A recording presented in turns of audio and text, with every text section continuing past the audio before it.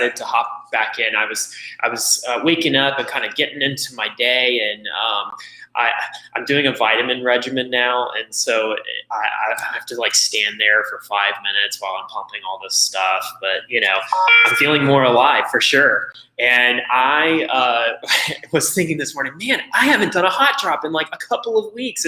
And then I look back, it's been like 6. So you know how that is, right? It's like, I'll work out next Monday, and then before you know it, it's 6 years later. So it's kind of one of those moments for me. The big question has been, what is the market doing? What is the market going to do after the election? That was the original question. Well, the election is not over. Actually, I'm really not even sure if it's over, because I've been doing a social media fast since last Sunday. So I am now 10 days into the social media fast. I don't know who our president is. I don't know the COVID numbers. I don't care at this point. I'm just moving on and pressing forward in my life. And so what I've been asking is, well, what is the market doing? And so I think that for Sarasota, Manatee, what I'm seeing is incredible, because number one, 35% of all closed sales in the last week have been cash sales. The majority of the rest of those sales are all conventional, which could mean anything in terms of how much money people are putting down. But what you're seeing is that the majority of sales are coming from major money outside of the area, and then from resales into other high dollar homes in this region. So what we're finding is that there's a couple different markets that are happening at the moment. And it's kind of like this bipolar feeling as to, okay, we have a lot of money being injected into our economy from outside of Florida. This isn't anything new, right? I mean, usually come October 15th until April 15th or Easter, whenever that decides to fall that year, you've got this incredible shot in the arm from out of the state. And this year it's been anything but that. It has been just a consistent flow of dollars moving in from outside of the state, people trying to take advantage of the lack of state taxes in the area, and then also just wanting to get into Florida now. People are seeing home price increases. We've seen over 15% in Manatee County, and I believe we've seen 19% in Sarasota County just year over year in terms of home price sale increases. I mean, that is incredible to think that a home sold for $80,000 to $100,000 last year is now selling for a ballpark of 110 to 120. Now, obviously, those are easy numbers. We don't have homes for $100,000 in this area. The question is, what can you get for your money? What are you going to be able to get for your money? Because what I'm finding is, like I said, you've got this sect of the market that is injecting cash from outside, but then you have your everyday workers. And what I'm finding is that the neighborhoods where everyday workers are living are the hardest homes to turn over at the moment. And the reason is you find that a lot of these homes are 2-income households. Okay, so these are people that both people that are signed on this mortgage are working, and one of them has had some kind of change in their income. Whether that's a decrease in income, whether that's a furlough, whether that's unemployment, whether it's just a cut in hours, all those things are the reality factors of COVID. And we're seeing the results of that now in the market, because what you're finding is that people are not willing to list their home, because most people are finding, the common man is finding themselves in the position of, okay, great, I can sell my home 20% higher this year versus last year. We bought 3 to 5 years ago, so we can sell for maybe $100,000 more than we got in for the home. But then where do we go? With rent prices being at $1,600 to $1,800 a month for your common 2 to 3 bedroom apartment, why in the world would I get out of my mortgage that's right around that same cost when I'm going to have to get the same house, I'm going to have to spend that $100,000 in equity boost that I got in the new home. And so what you're finding is that there's a certain sector of the market that's completely stagnant. There's not much happening in that dollar figure. But then once you get north of a certain price, you're seeing a lot of activity because people are tending to buy those homes with cash. And those cash dollars are either investors or they're people coming from out of state who are cashing out on their northern equity. And then they're able to come down here and get huge homes for the price of half the home that they had up there. And so this isn't a new story, but what we're seeing is the magnification of this process. So today I'm doing a series of home hot drops that I'm going to walk through what can your money buy in the market currently today. So I always tend to do 5 homes. I'm going to stick to that. And I'm going to start at the cheapest home that you can buy that hit the market this week, new listing only, and then we'll increase it to the very high dollar mark. So here we go. I am going to share my screen.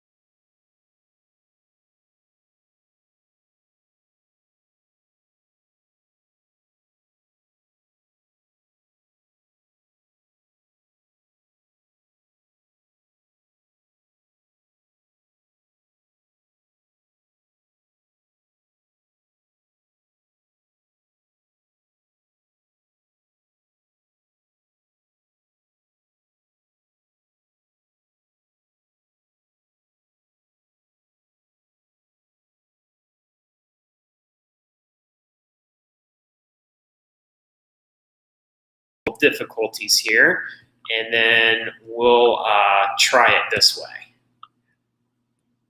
All right, there we go. Now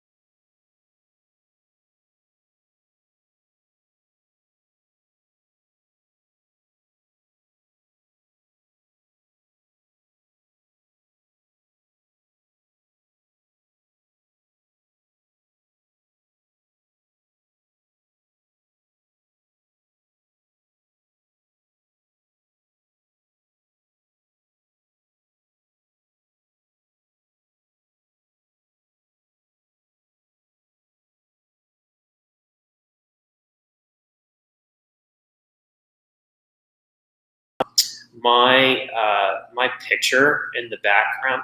I want you to be able to see me because this is a relationship, right? So I think I got that worked out. Let me jump back to the matrix here. This is the MLS. This is what all real estate agents that spend a little bit more money get to use. So we get to see, these are live. So these are live changes. If anything changes on this property between me clicking this link right here, it will have happened by the time we open it up. So again, Greyhawk Landing is East 64, just before you get to Rye Road, which they've just finally completed. All right, Chris, show me the map, show me the listing, and let's show you on the actual map. So this is going to be in the middle of the neighborhood. The entrance is down here, and you zip on up, and I believe that there is a back entrance now. Let's see. Yeah, you can kind of zip back here to Upper Manatee River Road, and then make a left. And right here is a Wawa, and there was supposed to be a Lucky's, which is kind of like Earth Fare, which is a Whole Foods knockoff. And then they bit the dust in February pre-COVID. So who knows what's going to happen with that. I'm sure it'll be a grocery store to compete with this Publix at some point. And then there's going to be a Publix right over here as well. So a lot to add. Greyhawk is a huge neighborhood, lots of pool action, and my in-laws used to live in there. They rented a home in there, and you can see, I mean, there's definitely a standard type of home, and you can see the difference between 210, 330, and now 550. So here we go. Let's enter the home, and it's a beautiful home. It's got the right color, that nice grayish. It's got some beams going on, your can lighting throughout. It does still have a little bit of a cheaper grade tile, which surprises me for this price range, but I think it also comes down to the age of the home, which I think I saw 2017, 2018, and going to have a lot more space. Especially out in Greyhawk, you're going to get a lot more space, but I'll show you some contingencies that you're not going to have. You're not really going to be able to get a huge pool in there. I mean, this is a smaller lot, but there is a lot of privacy, so they compromised at the jacuzzi tub in there, which I'm a big hot tub fan, and you don't even get the grill out yet. So once you hit the $600,000 homes, you start to see those, but you'll definitely get the nicely modeled kitchen. It's white, which is that's what everybody wants. It's all the craze right now. You've got the backsplash, you've got the stainless steel and gas appliances. This is a home that is going to stand out, and I can guarantee you that this will be on the market for less than 10 days. They really did a nice job with it. Your oversized master bedroom going right out to that hot tub, and when they're clearly enjoying the tub after a long day taking care of their baby, got your shower, and notice that it does not have the tub from what I can see. Yep, no tub. So that is definitely a newer home. They are not putting tubs into the master bedrooms in the new homes. They're only doing it for the kids, from the safety precaution, but then they did one without. All right, so there's the baby's room. Oh, here you go. Here's a nice touch, a little mudroom touch. I'm actually going to be installing one of these in our front entryway in my house. And then you've got the laundry room, and there you go. Again, that's going to be 306 Ragdoll Run, and I don't expect that to be on the market very long. Greyhawk is a very, very high demand neighborhood, and at $550, that's a very reasonable price. It will probably close for somewhere around $535 if my guess serves me right. All right, let's bump that price up even more. So this is going to be moving back into Sarasota. This is 2317 Pine Terrace. What you find is that 41 corridor that is just south of the hospital in Sarasota is your well-to-do, high-priced income area. But this one is east of 41, and it is south of Bee Ridge. I mean, this is really, really something that you're still getting in the $800,000 range, and you're this far south of Bay Vista, you're this far south of Sarasota, and you're that far east of 41. 41 is, as I've talked about in the past, it is a barrier, and so what you find is the price will jump significantly from this area to this area. And then once you pass Osprey, it'll go up in this area. And then once you get west of McKellen Parkway, it's going to go up even more. So that's just, as you move west, the price goes up. Imagine that. All right, so this is going to be 2317 Pine Terrace, as I said. This is a 2,800 square foot home, though, and it's priced at $825. It's a 3.2.5 built in 2018 in the neighborhood of Ridgewood. I went to the wrong thing here, but let's see this. This is a modern home. I don't typically show homes because people are typically either like modern design only, or they are they totally hate it. So most people hate it. But there's something about having more money. You have more money, you tend to go modern. I don't know what all that's about. Maybe it's because you can afford a $3,000 shiny entertainment center. I'm not sure. But one of the things that I love about this is this nice long bar that you can enjoy your meals at.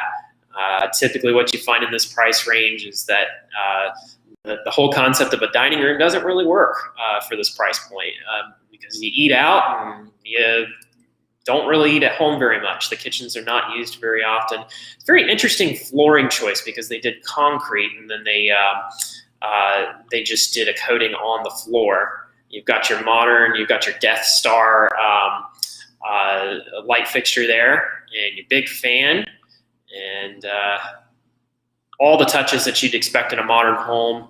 Floor to ceiling tile in the bathrooms.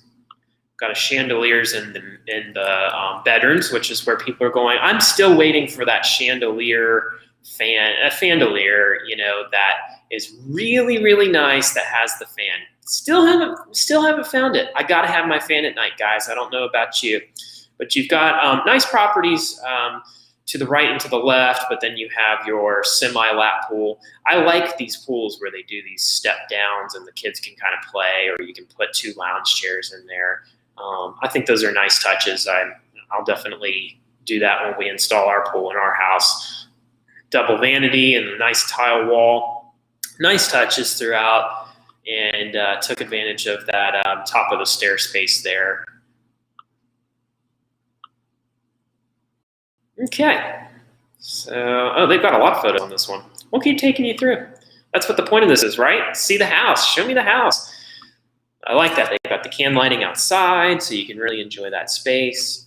I definitely put some strung lights out there and really make use of the space. In this area, having a yard and a pool is not normal to say, so that's where you're getting that higher price point.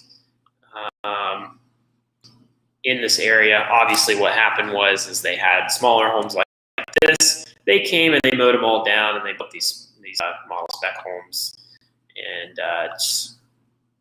just near Philippi Creek there. Okay, so there you have it.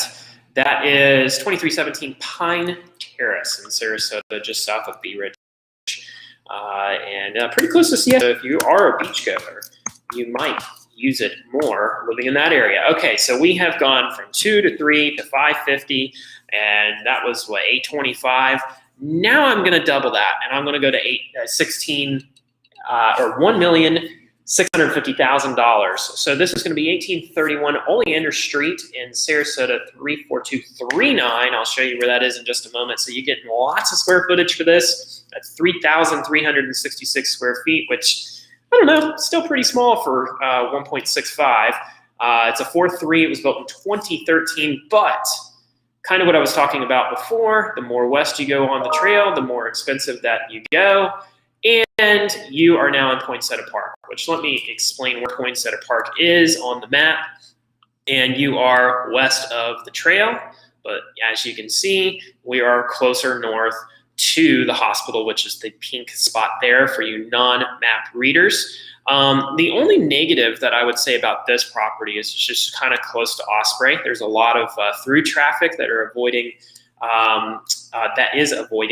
41, headed north during the evening time, headed south during the mornings. And so being only one property over, I mean, it used to be 3, the third property over, but this guy on the corner bought 2 lots and they built a humongo home, which, just for kicks and giggles, why don't we go look at what that home looks like? Yeah, that's a monster home. It looks like it was for sale at one point, and they don't have a timestamp on this, so I couldn't tell you, and we'll come through. So it's a nice street, and that's the thing you want to pay attention to, is you're going to go street by street in Sarasota, and you're going to really pay attention to, okay, what is it like? Because each street is remodeled at a different pace.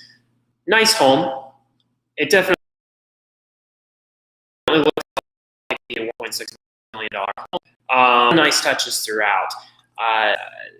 You'll find some things that either you're going to love or you're going to hate it. I love pool. The pool is definitely the model pool for 2020, which is where you have these kind of little pop-out squares. So you're not doing that traditional, rectangular pool with a round or hexagonal or octagonal spa, but you're just spicing it up a little bit. You've got the tongue and groove in the ceiling. You've got the crown. You've got the wood moldings throughout a lot of different areas of this home. So they've done a very nice job with it. And for those of you who don't know, that's probably going to be travertine floors. I believe that's travertine based on the roughness of it. Travertine doesn't have much of a shear, so you can see where the granite has that coating on top. The travertine doesn't have as much of it, so it's super durable. I like it a lot. Typically you see it more outside than you do inside, but Sarasota went through a period of time where that was very common. And what you can see in this home is that it used to be more tans, but they came through with white throughout to make it more neutral. And there you go. You've seen, you get the outdoor kitchen now. You're really able to take advantage of that space, where your outdoor space is really an indoor space, or it's a hybrid space, especially on days like today where I walked outside and it was 59 degrees at 8 a.m. That was really, really nice. You've got the hardwood in the bedroom, and then you have the wood moldings, say above the bed. I like little touches like that. I'll talk about every time that I love woodwork, and I'm a woodwork there's never too much wood in a home, and they've definitely taken my advice on this. I'm glad they did when they built this home. They really should listen to me. So, and wood beams in the exercise room, that's definitely not something you see very often. So there you go. Now we're just some additional photos in those tan bathrooms. The farmhouse style person would want to come in and remodel those bathrooms. Some people who are from up north and they don't get this style very often, they're going to go, wow, that is so beautiful, when a lot of the locals are like, yeah, I'm ready to remodel that. So it's beauty's in the eye of the beholder. This glass panoramic window, I'll call it, or picture window, that's kind of gone out of style. That was very early 2000s. And there you go. This is Poinsettia Park here, and you've got the hospital just a bit north, and then there's the bay, downtown Sarasota. It's a great area to live. There's a lot of high velocity traffic, yeah, you're close to Morton's, and then they did the. Yeah, there you go. Oh, Senna Bistro. I think they closed. I need to look at that, but I think they closed. So I'm going to bring myself back here, and I'm back. Thank you so much for watching these videos. I hope you enjoy them. If you have any types of homes that you would like me to go through, hey, can you just do bungalows one week? Can you just do cookie cutter homes one week? Could you do non-HOA deed restricted communities, because people are getting sick and tired of those, which actually, interesting conversation. I had a conversation with a buddy of mine the other night, and we were talking about just all the Northerners that are coming here, and they want their all-inclusive HOA highly restricted neighborhoods where you've got everything. You've got your grass care, your pest control. You have the exterior of the home taken care of. That's another thing, because people always say, "Oh man, I don't want to have to take care of the roof, or I don't want to have to, paint the house every 6 years. They're taking care of that. So these are all things that are getting included in your HOA fees and bundled up in there. And you pay a little bit more, but it's taken care of. You don't have to think about it as maintenance free. But what we're finding is that for renters, people who are wanting to throw up Airbnbs, for people who are wanting to get a monthly income, these types of neighborhoods aren't working for them because they have a minimum lease requirement of a year, sometimes up to 2 years. Well, that doesn't work if you want an Airbnb, and so you can't do that. It's very, very rare that you can get anything of less than a month in terms of a lease restriction anymore. And then Lakewood Ranch, you can pretty much forget it. It's pretty much 6 months and above. So on 7 months, and then they do 12 months and then above. So homes aren't able to do these things. And what you're finding is Orlando, faster than Sarasota Bradenton has gone through this, right? Because Orlando, man, they want those short-term rentals of people going to Disney and Universal. They grab them for a week, and they've got the pool, they've got the jacuzzi, they've got the pool table inside, and then they rent this place out as the most awesome place ever, and they're collecting 3 times the rent value of the monthly rent. So say a place rents for about $1,000 a month, you can get about $3,000 by renting it nightly on Airbnb. Why not do something like this? But neighbors like to know who their neighbors are, so it just doesn't work for the person who's coming down from up north and wants to enjoy their quiet, peaceful lifestyle, but be close to the beach and enjoy the weather. So what you're seeing is a movement towards rental-specific neighborhoods. These are kind of cheaper builds, but they're nice, and they've got a lot of the amenities that can be sold. And so I think what we're going to find is that neighborhoods that are specific to that kind of investor are going to be built. And you might even see the pendulum swing extremely the other way, where you just have completely non-deed restricted communities. You bump up the price on the home and you say, well, yeah, you could go down the street and get this in an HOA deed restricted neighborhood for $400,000, but for $550,000, you can get this non-deed restricted home. You can do whatever the heck you want on it, and you can rent it out until your life's desire and pleasure ends. And so I think that's what we're going to start seeing in certain pockets, especially in pockets of the area such as north of 64, east of the interstate, where you don't have higher taxes yet, where those taxes are being invested into the area to redevelop it, to make it more of a Lakewood Ranch feel. In those kinds of neighborhoods, I think that's what you're going to see. So to be continued. You might even see it in North River, especially in that area south of Erie, north of 301, and what I call the teardrop sector of Parrish and Ellington. So I hope I could talk all day, guys. I really could. If there's a subject that you need some more knowledge on, I had another friend of mine call me about questions about subdivision, and they have a large piece of property, they want to maybe subdivide it. What's the process in going through that? What's the process on finding out what my home is worth?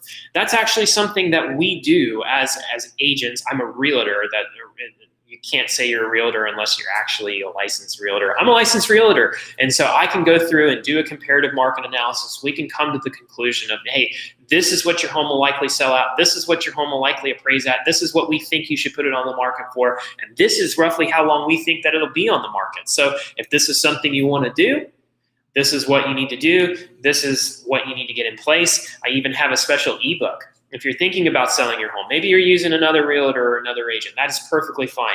I have a free ebook that I can actually send to you that tells you everything that you need to do to get it as close to stage ready, or at least picture perfect for the photos, and then also for and then also just for the cleaning aspect of having people regularly coming into your home through that buying process, or through that selling process, the buying process for the buyers. One last thing I would say is we're at a point in this journey of real estate that if you do not have a virtual tour of your home, your real estate agent is doing you a disservice, and you should expect that of them. The technology is cheap now, and the technology is accessible now, and there's no reason why your real estate agent should not be investing in your sales process via that medium, because it is an incredible medium that actually it filters serious buyers from non-serious buyers. So let me give you an example of where this is really, really helpful. If you're somebody who has kids and you've got to clean the house regularly, you only really want to be showing the house to people who are super serious in that process. And so having a virtual tour really, really helps. Well, I hope you really enjoyed this video. I got to take a phone call, so I'm going to jump off, and I will see you next time.